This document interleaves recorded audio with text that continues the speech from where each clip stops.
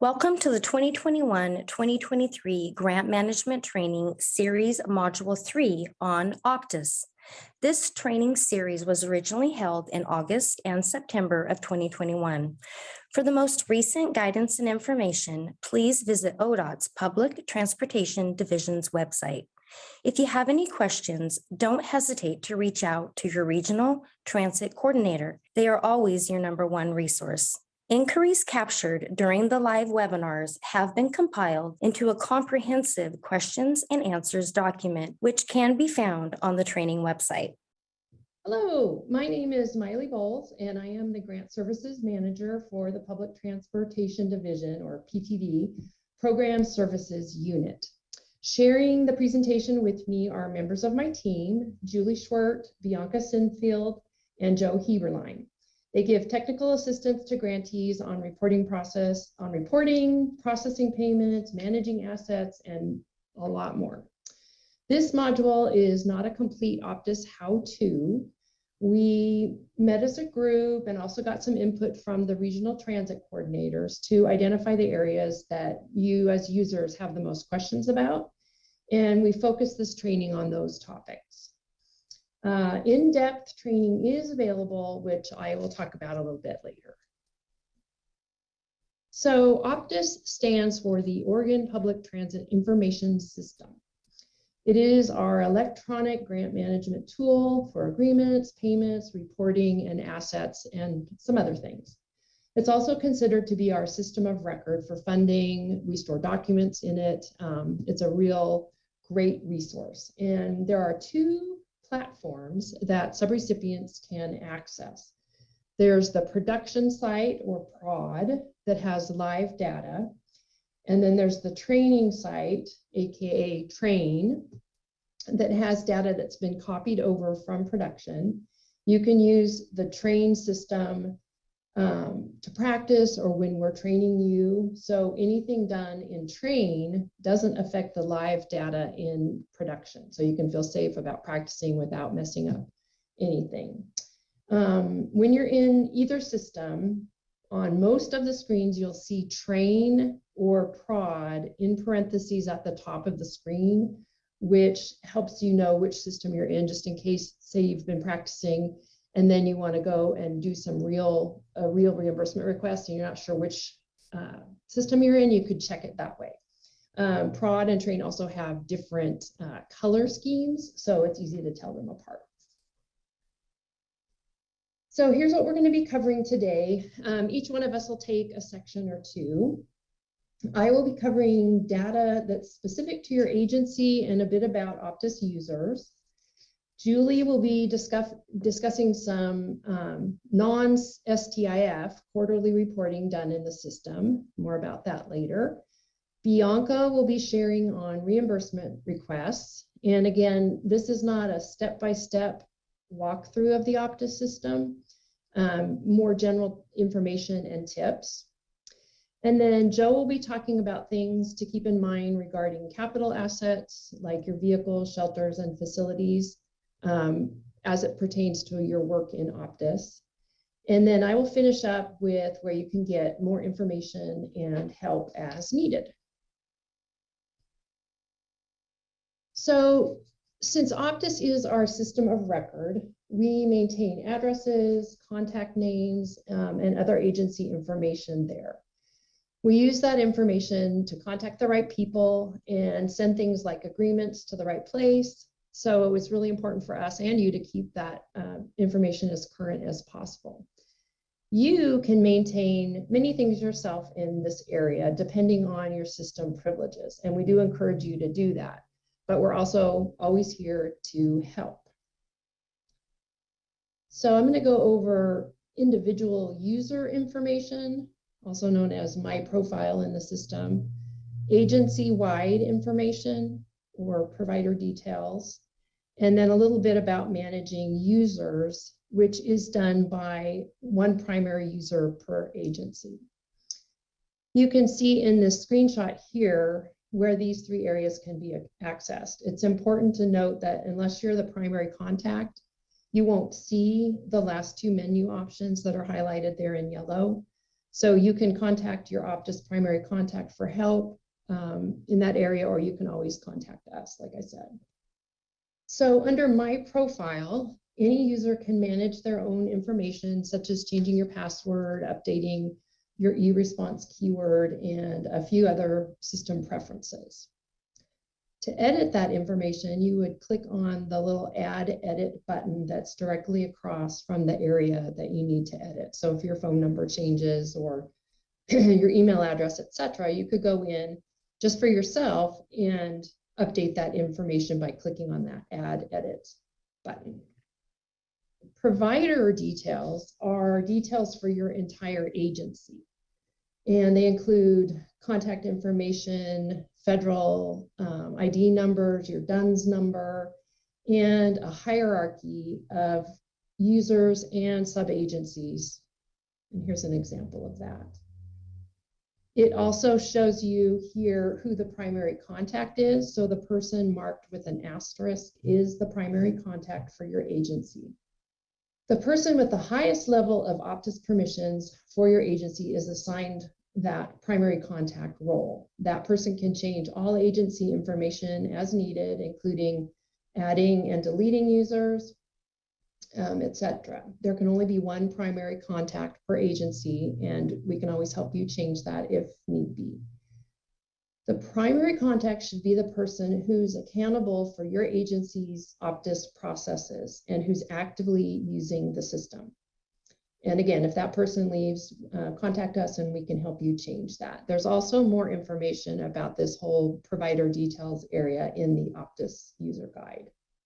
If you do change any information for your agency, it's really a great idea to link in your regional transit coordinator and your support analyst, since we use OPTIS to pull contact information for other areas, such as reporting outside of OPTIS or when we're sending out a group email. So we love it when you update your own information, but it's also a great idea to link in staff here at PTD. That way we can update those other records. We are looking into creating an interface where in the future, if you go in and change something in the system, then OPTIS would generate an email to us, just to say, in this case, Zara Zuza, deleted Kermit the Frog, he no longer works for the agency, then we would get an email saying that so that we're notified. But that's kind of a future OPTIS improvement. So I did talk about the primary contact, and that person can manage users for their agency. So they can add new staff, they could even add a new sub-agency, change privileges, and there is an affiliation process that happens to ensure proper protocols are followed for these various sub-agency relationships. This screenshot doesn't really show that, but there could be ABC Transit, and then ABC Transit could have XYZ Transit as a sub-agency, and it would show those users, etc. And there is an affiliation kind of a process where if an agency is seeking affiliation with another agency or wanting to add another agency, there's some communication that happens within the system, so everyone's aware of that. Now I'm going to turn the presentation over to Julie, and she's going to discuss periodic reports. Hi everyone, my name is Julie Schwert, and I will be going over the Agency Periodic Report, also known as the APR, with all of you today. I will only cover this type of quarterly reporting today, which is required for all grant holders. There is an additional type of quarterly report called the Stiff Plan Report, or SPR, that is required for qualified entities receiving statewide Transportation Improvement Fund or STIF formula funds. But again, we will not be covering that report today. This APR overview is not a step-by-step guide on how to complete an APR. Rather, I'll go over some general info, highlighting who should report, some of the key fields you will need to complete on the APR, and how assets relate to the reporting. So let's begin with some general information. APRs give the Public Transportation Division, or PTD, quarterly information about your transit activities. In order to submit for reimbursement requests for those activities, The APR for the quarter in which the expenses fall must be completed first. There are exceptions to this rule, especially for expensive purchases such as vehicles. Another exception is purchases made under Coronavirus Aid, Relief, and Economic Security Act, or CARES, agreements, since they allow for monthly reimbursement requests. There are two main OPTIS steps in the APR process: the prepared step and the authorized step. Depending on your agency's makeup and internal controls, these steps may or may not be done by the same person. The preparer enters the APR information, and the authorizer is responsible for approving and submitting the APR. If you have both roles, the system will still require you to select your own name as the authorizer when advancing the report to the next step. If you are preparing the report and someone else will be authorizing it, you can complete the prepared step, then choose the authorizer. The person responsible for authorizing, aka submitting the APR, must have an e-response keyword issued to them by the PTD. This signature password, as mentioned in the previous agency maintenance section of this training, is only given to some staff and is not the same as your OPTIS logon password. Details on how to obtain an e-response keyword can be found on the OPTIS website under the OPTIS permissions section. Let's talk further about which agencies need to submit APRs. You must report quarterly if you have any current agreement with PTD. In addition, agencies that are currently operating or using assets funded by expired PTD agreements are required to submit APRs to report on the status of those until they are disposed. Now let's talk about the basic elements of the APR. On the screen is a list of typical data elements you need to report on. Not all fields are mandatory. However, most mandatory fields are indicated with an asterisk symbol. If you have no data to enter in a mandatory numeric field, you may simply enter zeros. See Chapter 8 of the OPTIS User Guide for detailed information on each of the required screens in the APR. A link to the guide will be provided during this training. Let's talk about assets as they relate to the APR. All active assets in your OPTIS register pull directly into the APR at the time of creation, and you will be required to provide status and other data for each one. As such, you should always verify that your OPTIS asset register is accurate before creating the APR. The APR will require you to certify your data at the start of the process. A common example of something that might need correcting before you begin a new APR is a disposed vehicle that is still appearing as active in the register. Another example is mileage reported on a previous APR, since the new APR form will expect to see mileage increases on active vehicles. You can contact your support analyst to help with updates to PTD-funded vehicles or previous APRs, or you can update non-PTD funded vehicles yourself before you start the process. Here's more info on vehicles that are not in use or designated for disposal. If a vehicle is temporarily out of service for repairs, check the out of service box in the APR vehicle screen and enter the expected return date. In doing so, you will help to provide a more accurate useful life assessment. If you are planning to dispose of a PTD-funded vehicle, please use the title release request form to have it sent back to you. Once a PTD-funded vehicle is disposed, please use the asset disposal notice form to let us know how and when you accomplish this. Links to both of these forms will be provided in this training, but can also be found on PTD's Sell a Vehicle website. Here are some important tips to remember for APR asset reporting, since this section requires a lot of detail. First tip, save each completed APR screen before moving on to the next. If you were to accidentally close the APR, or if you choose to skip around to various screens, you risk losing your changes. Next tip. Some large agencies have multiple pages of vehicles listed in OPTIS, making vehicle reporting a laborious task. An APR feature called Import-Export Assets allows you to export the OPTIS vehicle list from a previously completed APR to your own computer, where you can update it at your convenience throughout the following quarter, then import it back into your current APR. Last tip. If you get an error message related to mileage, contact your regional support analyst. As mentioned in the last slide, we may need to work with you to update the previous APR if there was a mistake made in mileage reporting. A recent change you may have noticed, facilities were added to the OPTIS register and the APR as a new asset type. Facilities were previously listed as part of the signs and shelters asset group, but were recently split out into their own group for more detailed and appropriate information gathering in the OPTIS register.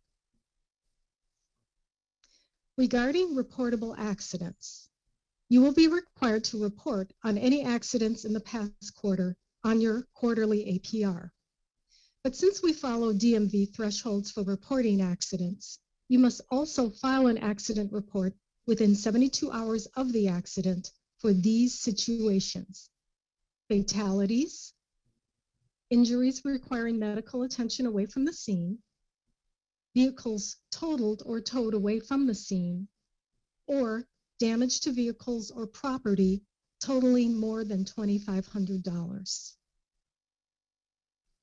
Beyond DMV accident reporting requirements, PTD has additional reporting requirements on the APR. For example, we'll ask you to report on any accidents involving drug or alcohol testing.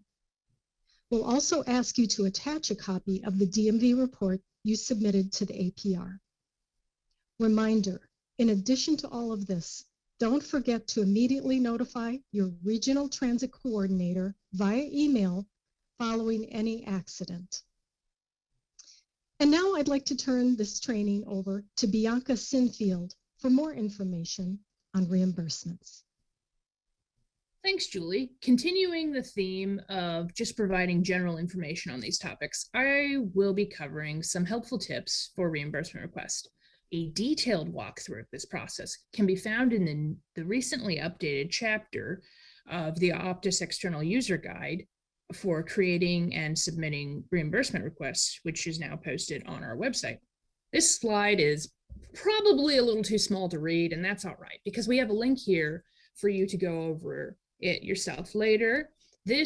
What this lists here is the required backup documentation for each activity type. Some activities, like operations, need little to no additional support documents, but some, like vehicle purchases, require several specific documents. If required documents are not attached to the reimbursement request, we will contact you and quite possibly return the request to you, so you may attach them. This is by far the most common problem we see regarding reimbursement requests.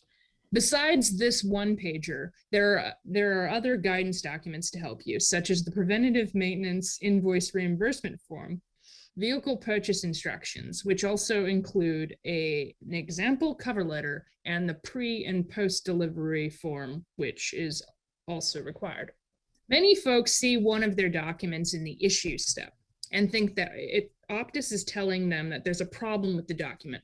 This is not the case. OPTIS means issue, as in you are issuing a document or a document is being issued to you, since this is the first step for documents. A way to view errors. Errors in your document will only be disclosed to you when you open up the document and run an integrity check, or if you attempt to complete the step and there's a problem, and that will be described as an error, not an issue. Before creating a request, it can be helpful to view the agreement's available balance. This can be done by opening up the agreement and looking to the left navigation bar. Twirling down the header of View Data, I'd like to call out Available Balance, which is a screen that can show you the remaining balance of each of your agreement's activities. And also the Payment History screen, where you can see a condensed list of your previous reimbursement requests, their check numbers, and the dates issued. There is also the option of having your reimbursements deposited directly instead of waiting for a check. There will be no link for this form in our presentation here. So if you are interested, please contact your support analyst and we will be able to send one to you. Once completed, you will need to either fax or mail the form back to ODOT as it contains sensitive financial information. And I will now turn it over to Joe Heberlein for assets. Thanks, Bianca. This is Joe, a support analyst with public transit. I'm going to talk about asset management. It's a huge topic and we won't be able to cover all of it here, but we wanted to share some information that might help. We use OPTIS for Oregon's inventory of vehicles for federal transit asset management. All new vehicles need to be added to OPTIS. You, as a provider, would enter locally funded assets and manage any changes over the useful life for those vehicles. And we here at PTD would manage the PTD funded vehicles.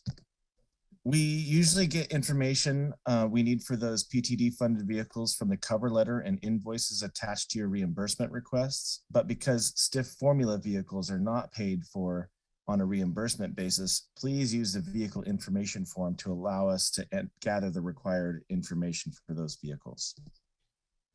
As always, you can contact your support analyst for that vehicle information form. Titles for vehicles purchased through PTD must show us as the first security interest holder, and we release those titles to you when the vehicles need to be disposed or transferred. Please fill out the CPC title release request form found on our website. When doing title transactions at DMV, please ensure that you use a DMV customer number 25408 when doing title transactions for DMV.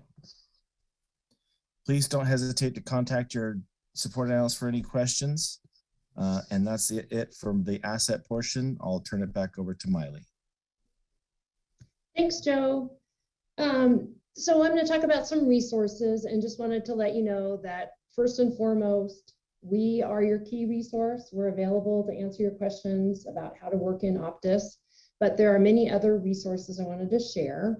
So this slide has some things taken directly from the OPTIS website where it shows that there's an OPTIS administrator. That person is Brian Roth, and here's his phone number. I am his backup. So general OPTIS questions, functionality, suggestions for improvements, those can go to Brian and myself. And then for payments and agreements, Bianca and Jim Bodenhammer handle those for these regions that are listed here. Probably many of you have already talked to them. Joe and Julie take care of technical assistance, help with reporting, and manage capital assets and titles. All of us listed here are very familiar with OPTIS, and we can usually help you. You don't have to worry that, oh, I can't contact Miley about a payment because it shows Bianca on here. That's Bianca should be your go-to person for your region, but we can all help each other and cover for each other. And kind of to that point, because we work as a team and do cover for each other, we strongly encourage you to send requests to the reporting mailbox. We check this many times a day, every day, and that way, if one of us is out, someone else can, see an email in there asking for assistance and help. So it's a great idea. You can always include your RTC and your support analyst, but also including the ODOT PTD reporting inbox is a great idea. Here's a link that you'll have available. You can click on this and see a map and pictures, pretty fancy, of your regional transit coordinators. And they're a great resource. We have lots and lots of helpful guidance, many more documents than we're talking about in this presentation, but here are some of the key ones that kind of cover some of the things we talked about today. We've recently updated many of the chapters in the OPTIS user guide that's posted on our website. You can still click on our website and get to the complete user guide, but we have new chapters, new and improved with, you know, better screenshots, more information about STIF funding, reporting, and that kind of thing. We've updated those chapters. We've updated Chapter 2, which is the Getting Started chapter. We've updated Chapter 5, Searching for Documents, Chapter 8, Agency Periodic Reports, and Chapter 9, Reimbursement Requests. Our goal is to have this entire user guide updated by the end of the year. So it's been quite a while since it had a complete overhaul, and that's kind of one of our projects this year, to have a complete user guide that is much more current. We also have a chart showing when various reports, not just your agency periodic report, but other reporting like charter and NTD reporting, when those are due across the year. We have a chart or a form that shows which types of documents you should attach to your agency periodic report if needed, and which types of attachments you would attach to your reimbursement request. We'll see them all, but if you really want us to see the data that the attachment goes to, it's better to attach it to the correct OPTIS document. So we have a little chart that shows you that. We also have an e-response keyword form, which your agency can use to request a person be given an e-response keyword to submit documents from within the system. Our website also has lots and lots of information. We can also arrange individualized training. This can be anything from walking you through the first time you're going to sit down and do a reimbursement request, for instance. You could contact us and we could walk you through that. Anything from that all the way up to, you know, a couple-hour session for your whole agency or anybody who works in OPTIS. You know, start from scratch and spend several hours. So just contact your support analyst and let them know what specifically you need training on, and we'll make it happen. So that is our presentation. OPTIS is a really great tool, and we hope the session gave you some good information for using it. We will be sharing this presentation with all the links for you afterwards. And just remember to reach out to us at any time for more information. All right, thank you so much, team. They're actually a great team to work with. They do answer all of my questions. I struggle with OPTIS all the time. I have to get in there once in a while for contracts, and I'm a mess. Right now, you have them at your disposal for any sort of question to answer. Hi, Tanya. Tanya's question was, I don't see the available balance link on my screen in OPTIS. Is that due to the permissions that I have? Are you in your agreement? I am not at the moment, but when I go in to do like an RFR, I have to go to payment history to figure out how much we have left. And so that available balance is not there for me. Okay, well, it functions the same way, the payment history. You will get the same information. So it might just be a permissions issue, but it boils down to the same thing. It's just in a different format. That's what I thought. That's how I figured it out, but I just didn't ever notice that on there. So I thought maybe because I don't have enough permissions. That's probably what it is. Okay, thank you. Sure.